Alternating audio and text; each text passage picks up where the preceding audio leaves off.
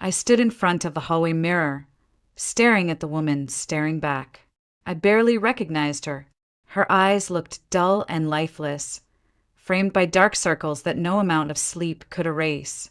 Fine lines crept into the corners of her mouth and eyes, and her once vibrant hair, now limp and dull, clung to her face. 15 years ago, that reflection would have shown a bright, spirited girl with dreams and fire in her heart. Today, it was just me, Sarah Whitaker, someone's wife, someone's mother, someone who had disappeared into the background of her own life. I was still staring at my reflection, lost in a haze of exhaustion and disappointment, when Brian stormed into the hallway, already half-dressed for the evening. His eyes scanned me from head to toe with an expression I hadn't seen since our early years together. Except now, it was laced with contempt instead of desire. "You can't seriously think you're going to the wedding like that," he scoffed. "No, actually, scratch that. You're not going at all." I blinked. "What?" "You heard me." He adjusted his cufflinks, not even looking at me. "My boss is getting married tonight. This isn't some backyard barbecue. This is a high-end elite event. Everyone there will be bringing women who look like they belong on magazine covers. Tall, glamorous, elegant. You look like a plain gray mouse." I flinched. I don't even know if it was the words themselves or the ease with which he threw them at me that hurt more. My throat tightened, but I couldn't find anything to say. What was I supposed to argue with? That I didn't look like that? That I used to? That I might have once upon a time, before years of diapers, dishes, and Brian himself had worn me thin? He kept going. "You just embarrass me, Sarah. I mean, honestly, look at yourself. You can't expect me to bring that into a room full of CEOs, models, and celebrities. You drag me down." I stood there, frozen, the sting of his words slowly seeping in. I thought I'd grown numb over the years, that I'd learned to tune out his remarks, his little jabs, but this cut deeper. "You're staying home," he added firmly. "I'll tell them you're sick or something. That's the best for both of us." I opened my mouth to protest, but nothing came out. Not because I agreed, but because I didn't know how to fight anymore. I had spent the last 15 years cleaning up after him, cooking his meals, ironing his shirts late into the night while the rest of the house slept. I hadn't bought a new dress in years. I couldn't remember the last time I'd even had time to brush my hair without being interrupted by a screaming child or a boiling pot. What would be the point of explaining that to him? He wouldn't care. He never had. To him, what I did was expected. Routine. Meaningless. I wasn't working a real job. I was just home.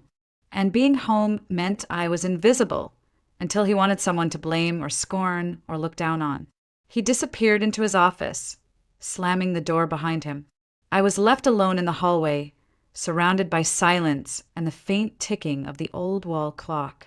My body felt heavy, like gravity had doubled its grip on me. I lowered myself onto the edge of the couch and finally let the tears fall. Not loud, not dramatic, just quiet, steady streaks of pain and shame. But the worst part wasn't what Brian said. It was that somewhere, deep down, I had started to believe he was right. I didn't cry because of what Brian had said. I cried because somewhere along the way, I had let him be right. I had let myself become invisible, so much so that even I had stopped seeing myself. That night, after the door closed behind him, I sat in the silence, holding that truth like a stone in my chest.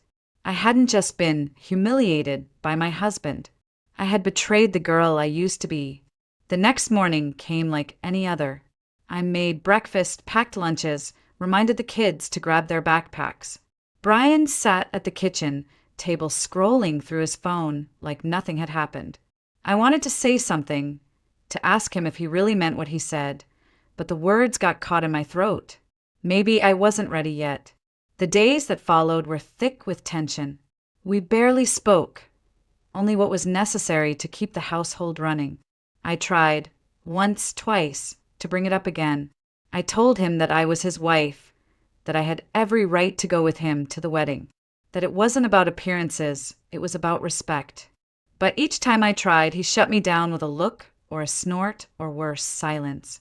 "You're not going," he said finally one evening, not even looking up from his laptop.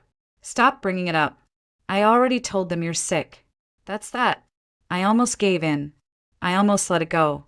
But one night, a few days before the wedding, I walked past my daughter's room. Vera was sitting on the floor, gently fixing a tiny dress onto her favorite doll. She hummed softly to herself, carefully brushing its hair before tucking it into a toy bed. I stood there in the hallway, unnoticed, and something about that moment struck me in a way I hadn't expected. What was I teaching her? What was I showing her every time I stayed quiet, every time I let her father diminish me? That it was okay to be treated like this? That silence was strength? That shrinking was love? The thoughts burned like fire in my chest. I couldn't let her grow up thinking this was normal. I couldn't let my daughter become a woman who thought love looked like control, like contempt. That night, I didn't sleep much. I stared at the ceiling, rehearsing what I would say, trying to hold onto the strength that had begun to flicker inside me. By morning, it wasn't just flickering, it was steady. Small but steady. When Brian came down to the kitchen, I waited until the kids had left for school. Then I stood in front of him, met his eyes, and said it as calmly as I could. "I'm going to that wedding, Brian." He looked up, already frowning. "We've been over this. You're not invited. I'm your wife." "I don't need an invitation," I replied. "And if you don't take me, I'll go myself. I'll show up alone, and I'll tell everyone exactly why I had to." His expression changed instantly, surprise flashing into anger. He wasn't used to this version of me, the one who stood tall, the one who didn't flinch. "You wouldn't dare," he hissed. "I would," I said, my voice firm. "Try me." For the first time in a very long time, I saw something other than indifference in his eyes. I saw fear. Brian stood there for a long time, staring at me like he didn't recognize the woman in front of him. Then he let out a short, bitter laugh and said, "Fine, you win." My heart skipped. "But on one condition," he added coldly. "You don't go with me. You take a cab, and you arrive at least 2 hours after the ceremony starts. After everyone's already relaxed, tipsy, distracted. You come in quietly, sit at the farthest table in the back, and keep a low profile. I don't want your presence turning heads." He said it like he was throwing me a bone, a crumb of acceptance after stripping me of every last shred of dignity. A knot formed in my throat, but I nodded. It wasn't ideal. It was insulting. But for the first time in years, I'd stood up for myself. And this, pitiful as it might seem, was a small victory. My foot in the door. When he left for work, slamming the door behind him, I sank into the armchair in the living room. My whole body felt drained. The argument had taken more out of me than I'd expected. My hands trembled slightly as I reached for my phone. Without thinking, I scrolled through my contacts and tapped on a name I hadn't called in a while. "Marina." My voice cracked as soon as she answered. "Sarah, what's wrong?" She could tell immediately. I didn't even have to explain. That's the kind of friend she was. I broke down, told her everything. The insult, the wedding, the so-called condition. I could hear her breathing shift, growing heavier with each word. "Don't move," she said, her voice low and firm. "We're coming over." "We?" I asked. "Svetlana's with me. Just wait." Svetlana, my other closest friend since high school. Bold, confident, always dressed like she walked straight out of a fashion spread. She worked as a buyer for a luxury boutique and had a sixth sense for style. The two of them had watched me fade for years, begging me to leave Brian, calling him a tyrant more times than I could count. And I had always defended him, made excuses, but not today. Less than 30 minutes later, the doorbell rang. I opened it to find Marina with a massive makeup case in one hand and Svetlana hauling several garment bags behind her. Svetlana stepped inside, kicked off her heels, and narrowed her eyes. "All right, soldier," she said. "Wipe those tears. Operation Cinderella begins now." I laughed through the lump in my throat, unsure whether to cry harder or collapse into their arms. Marina hugged me tightly. Let's remind that man exactly what kind of mouse he married. And just like that, everything began to change. The living room turned into a whirlwind of fabric, brushes, and laughter. Svetlana unzipped the garment bags and revealed 3 breathtaking evening gowns. One was made of deep navy silk, sprinkled with tiny crystals that shimmered like stars. Another, emerald green with an asymmetrical cut and a daring but elegant slit. The last one, a blush pink creation so delicate it looked like a cloud of rose petals. "These are designer pieces," I whispered, stunned. Svetlana grinned. "And you think we'd send you into battle in a bathrobe? Try them on." I slipped into the emerald green one first. As I turned to face the mirror, I gasped. The dress hugged my waist and flowed over my hips like it had been made for me. I hadn't worn anything this beautiful in. I couldn't even remember when. Maybe my wedding day. Marina got to work immediately, opening her massive makeup case like a surgeon preparing for surgery. "First, we treat the skin. Hydration. Glow. We want you to shine from the inside out." I sat in the chair like a mannequin as she layered primer, foundation, and soft highlighter onto my skin. Her fingers moved quickly, expertly, brushing and blending. "We'll go with a smoky eye, subtle, not dramatic, just enough to make your eyes look endless. And the lips, something berry-toned. Something bold but classic." I caught glimpses of myself as she worked, each stroke of color bringing a new piece of me back to life. Meanwhile, Svetlana rifled through boxes of shoes and accessories, finally holding up a pair of strappy heels and a matching clutch. "These," she said, placing them beside me, "belong on someone who knows her worth." Then came the hair.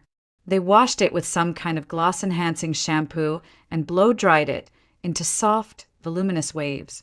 No stiff updos, no overdone curls, just natural beauty, elevated. By the time they were done, I wasn't allowed to look in the mirror. "Not yet," Marina said. "We have one last step." They led me upstairs to the full-length mirror in my bedroom. I closed my eyes, heart racing. "Okay," Svetlana said. "Now." I opened them, and I froze. Staring back at me wasn't the exhausted mother of 2 who hadn't bought a new lipstick in years. It wasn't the woman who had begged her husband for scraps of affection. It was me, the me I thought I'd lost, but brighter, stronger, radiating something I hadn't felt in so long: power, confidence, beauty. My eyes shimmered beneath the smoky tones. My skin glowed. The gown fit like second skin.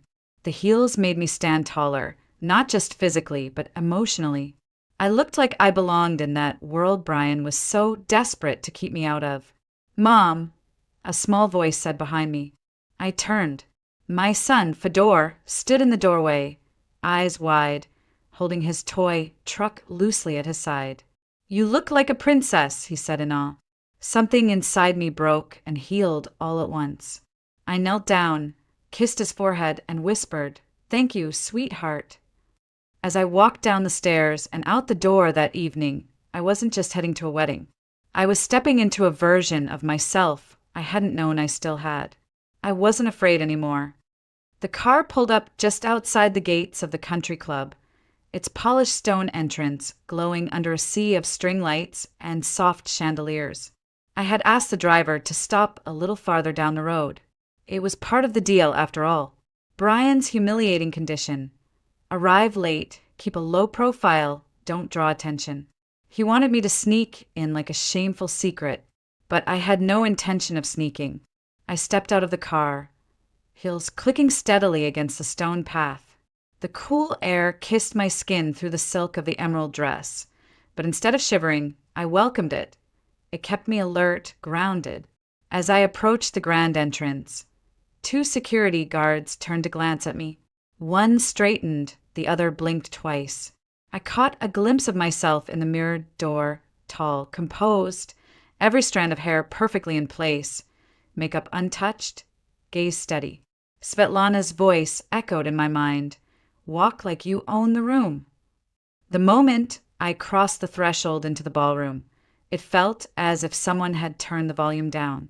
Dozens of voices, chatter, laughter, the clinking of glasses, suddenly faded into a hush. All eyes turned toward me. In that enormous hall lined with golden sconces, marble floors, and crystal chandeliers, I could feel the attention ripple like a wave. Heads tilted. Conversations halted. Someone dropped a fork. One man turned. Then another. Then an entire table. And there I stood, the woman who was never supposed to be noticed. The woman who was told to stay invisible. The woman Brian was ashamed of. Now she was the center of the room. I didn't flinch. I didn't fidget. I held my chin high and moved through the room with quiet confidence, just like Marina had coached me. From across the ballroom, I spotted Brian. He was standing near the groom, his boss, and a few other high-ranking colleagues. They were laughing at something, drinks in hand, but as the hush spread, Brian's eyes followed the shift in the crowd. He turned and saw me. His smile evaporated. His mouth opened slightly, brows furrowing as if his brain couldn't quite register what his eyes were seeing. There was no recognition, just disbelief.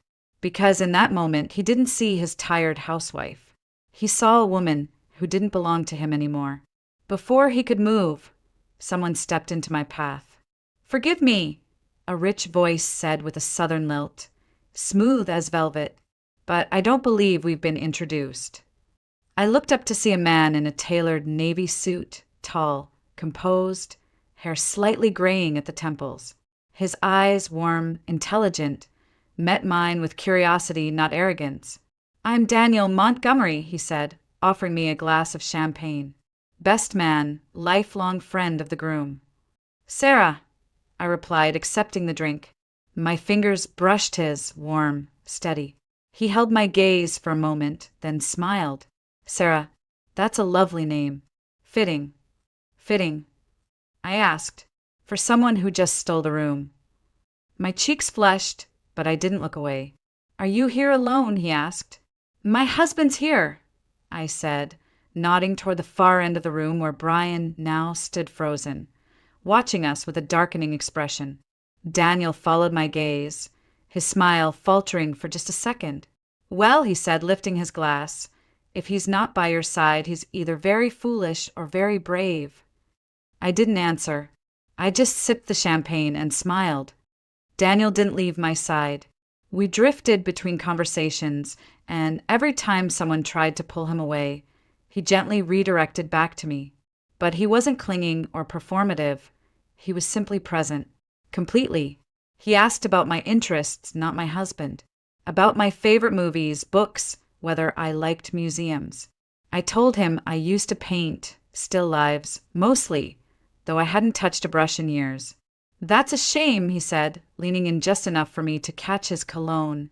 Subtle, expensive, comforting. "You look like someone who sees beauty in things others overlook." No one had said something like that to me in, I didn't know how long. Then the music shifted. The lights dimmed slightly, and the band began playing a soft, lilting waltz, something timeless and slow. Daniel turned toward me, extended his hand with a slight bow. "May I?" I hesitated.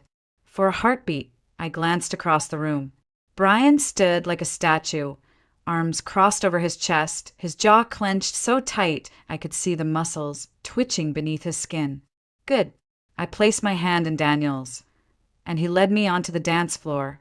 His hand settled lightly at my waist, the other clasping mine, and for the first time in what felt like decades, I allowed myself to let go, to lean into someone's arms and just breathe. The music moved through us, and so did something else, something warm and thrilling and terrifying. We weren't the only ones watching. People whispered. Some smiled. I heard a few chuckles from Brian's circle of colleagues. "Brian's been hiding her all this time. She's stunning. Man's got a real queen at home." Brian's ears turned crimson. And I didn't care. For those few minutes on the dance floor, I wasn't a mother. I wasn't a housewife. I wasn't someone's burden or embarrassment. I was just a woman, a beautiful woman.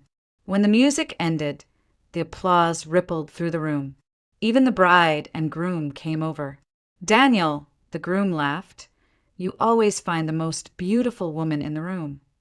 He turned to me. "Sarah, you were radiant." I smiled politely, but before I could respond, Brian appeared beside me. His smile was tight, his hand grabbing my arm just above the elbow. "Thanks," he said, voice flat. "We're heading home now." He didn't wait for an answer, just started pulling me toward the exit. I waved a soft goodbye to Daniel. His eyes stayed on mine, steady and reassuring, as I disappeared into the night. The ride home was silent. Brian gripped the steering wheel so tightly I could hear the leather creaking. I stared out the window, watching the city lights blur past, my heartbeat still caught somewhere between euphoria and dread. The moment we stepped into the house, it exploded. "What the hell was that?" he spat, slamming the door shut. "You embarrassed me. Throwing yourself at some rich jerk like a desperate." "I didn't throw myself at anyone," I said calmly. "He asked me to dance." "He had his hands all over you."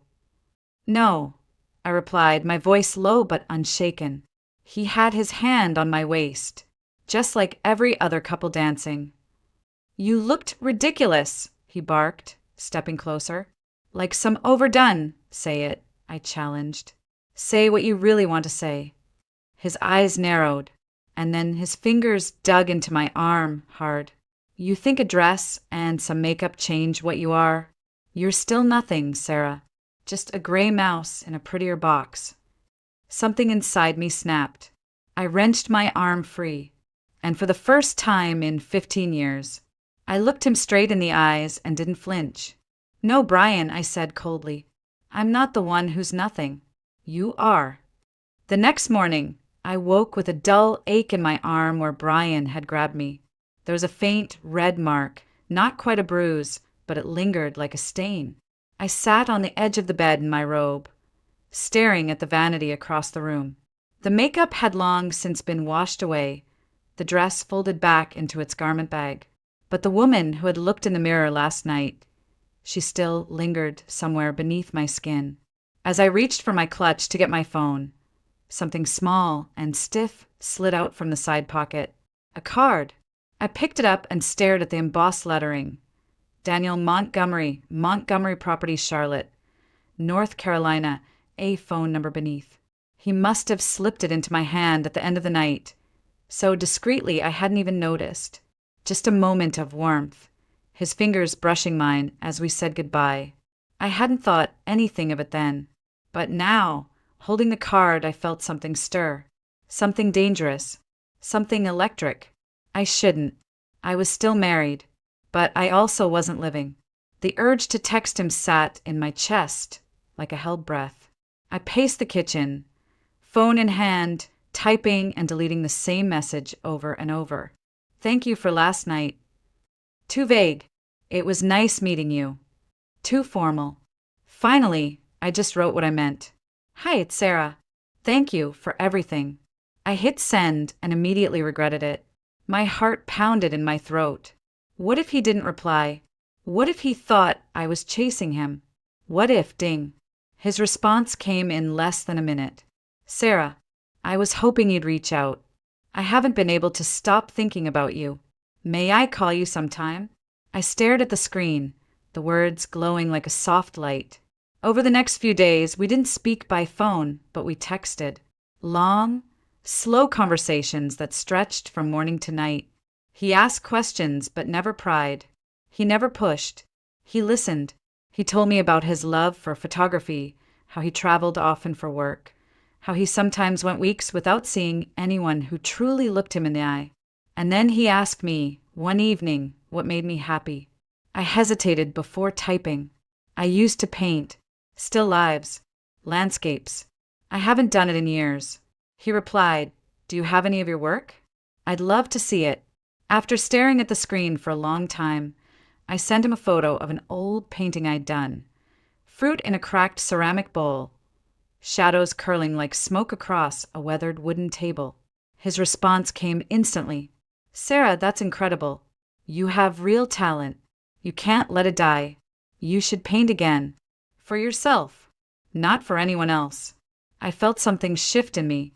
The way he saw me, really saw me, was like being watered after years of drought. He didn't want anything from me. He didn't pity me. He just believed I could be more. And slowly, I started to believe it too. The decision didn't come in a single moment. It came quietly like a tide rolling in. A slow accumulation of nights I spent texting Daniel, mornings waking up next to a man who didn't see me, afternoons when the silence in the house was heavier than the noise ever had been. One evening, I waited for Brian to come home from work. I sat in the living room, the kids already at my sister's for the night. I wore no makeup, no special dress, just jeans and a soft sweater. Nothing about me screamed rebellion, except my resolve. He stepped inside, loosened his tie, and barely looked at me before heading to the kitchen. Brian, I said calmly. He turned. I'm filing for divorce. He laughed, actually laughed, loud and sharp, like I had just told a joke. You, he scoffed. And go where, Sarah? With what money? Who's going to take care of you? That guy from the wedding. I didn't answer. You really think he wants you? A woman with 2 kids and baggage? Please, he'll get bored in a month, and you'll come crawling back. Even if that happens, I said quietly, I'd still rather be alone than here. His smile faded. I stood up and walked past him, not even looking back. The next day, I called Marina. Within 20 minutes, she and Svetlana were at my door. Trunk open, boxes ready, no questions asked. We packed quickly. Essentials only. Clothes. Art supplies I hadn't touched in years. A photo album. Vera's favorite stuffed bear. Fedor's sketchpad. They didn't cry. They didn't ask why. Somehow, even at their young age, they knew. We left before Brian came home. For the first time in 15 years, I shut the door behind me, and it felt like I was locking a cell from the outside. Daniel was patient. He didn't push me to move in with him. He understood I needed space, time healing, but he supported me in every way that mattered. He hired a top divorce attorney, someone fierce and unshakable, who helped me file properly, secure child support, and protect our assets. Brian tried to fight, of course. Threats, insults, manipulation. But the lawyer shut him down at every turn. I never had to speak to him directly again. Daniel helped me find a small apartment near the kids' school. Nothing fancy, but clean, warm, safe. He bought Vera a reading nook filled with her favorite books. He took Fedor to soccer practice on weekends. Not to replace their father, but simply to show up. Consistently. Meanwhile, I, Sarah Whitaker, the gray mouse, signed up for night classes in graphic design. I was terrified, but I showed up. Every evening after tucking the kids in, I studied. I watched tutorials. I drew again. I designed flyers, mock-ups, color palettes. It felt like remembering how to breathe. One of my instructors pulled me aside one day and said, "You've got something rare." And a voice. Don't waste it. Those words stayed with me. A few months later, I landed a junior design position at a boutique agency in Uptown Charlotte. Small team, big dreams. They welcomed me like I belonged there, like I had something to offer, because I did. My life was no longer built around surviving Brian's moods. It was built around becoming me again. And this time, I wasn't doing it alone. It didn't happen with a grand gesture or fireworks. Daniel didn't rent out a restaurant or fly me somewhere exotic. One evening, we were having dinner at a small lakeside cafe just outside Charlotte. The kids were there, laughing over their desserts. The sun was setting in warm tones across the water, and everything felt soft. Safe. He reached across the table and took my hand, his thumb brushing over my knuckles. "I love you," he said simply. "I've loved you since the moment you walked into that ballroom, wearing that green dress and changing the temperature of the entire room." I smiled, already misty-eyed. "I love your children like they're mine." and I love the way you see the world. I want to spend the rest of my life seeing it with you."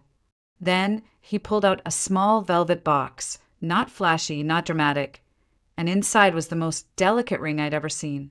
Simple, elegant, thoughtful, just like him. "Sarah Whitaker, will you marry me?"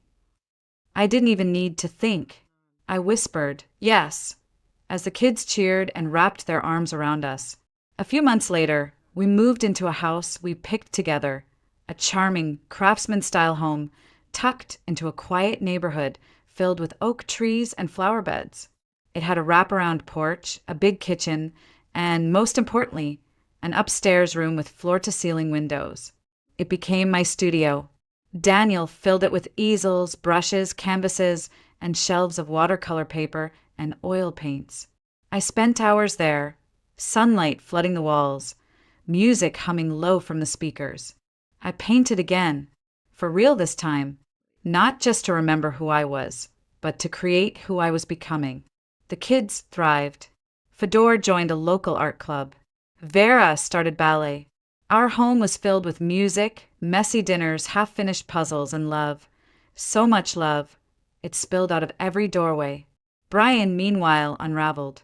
He tried to maintain the image for a while, showing up to work with his polished shoes and stiff collar, telling people he was better off, that I had run away with some rich guy. But the truth caught up. His co-workers heard the full story. His boss, the same man whose wedding we had attended, eventually sat him down and said, "I thought you were a decent man. Turns out, you just didn't deserve the woman you had." Brian lost his job a few months later, not because of me, but because the foundation of his life, the one I had quietly maintained, was gone. No more crisp shirts ironed before dawn. No more hot dinners waiting. No more steady wife to keep his life from falling apart. He tried dating again, but it never lasted. He grew bitter, angrier. He started drinking. Friends stopped calling. Invitations stopped coming. One afternoon, nearly 2 years later, I was walking out of a cafe with Daniel and the kids.